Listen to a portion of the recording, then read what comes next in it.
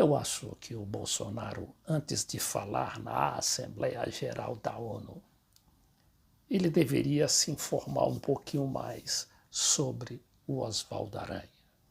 Porque foi o Oswaldo Aranha, na realidade, quem propiciou o Brasil a ser o primeiro país a falar naquela rodada de sessões da Assembleia Geral da ONU, que se reúne todos os anos em Nova York.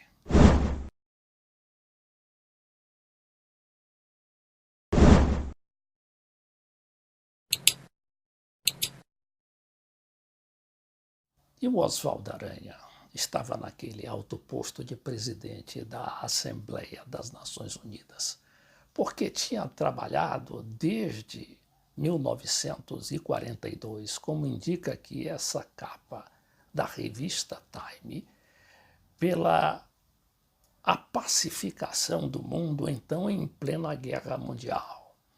E ele, que tinha trânsito com todos os países da época, né, incluindo os palestinos, os israelenses e, sobretudo, o pessoal dos nazistas, do Hitler e os fascistas do Mussolini, e o presidente dos Estados Unidos, Roosevelt. E Oswaldo Aranha acabou se destacando como um grande diplomata internacional, a ponto de assumir aquela posição. Mas foi justamente esse trabalho diplomático e político, porque o Oswaldo Aranha também era um político consumado. Ele vinha lá das lutas libertárias do Rio Grande do Sul. Ele tinha feito a Revolução de 1930 com Getúlio Vargas.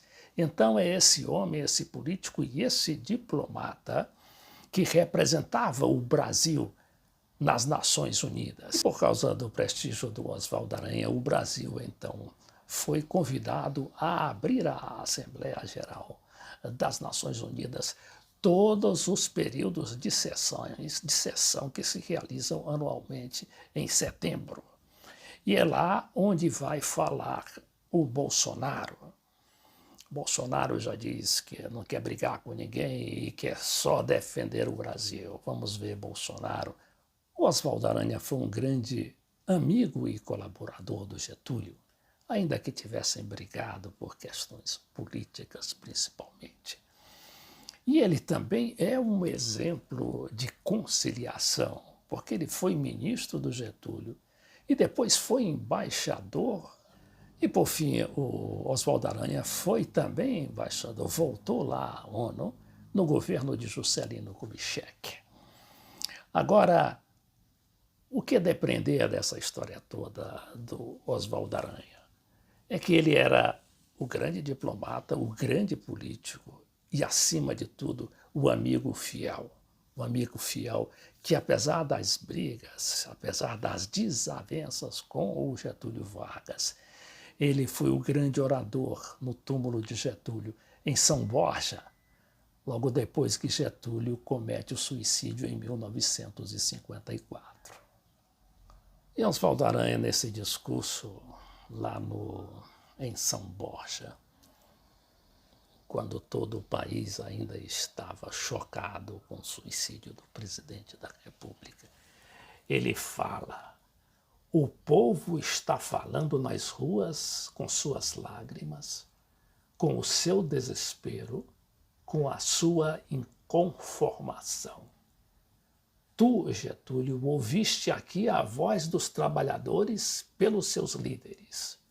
A voz de Minas demonstrando a sua fidelidade mais alta que suas montanhas, para te trazer, através dos nossos companheiros, de um daqueles que nos ilustravam, a tua família governamental, a sua palavra de despedida.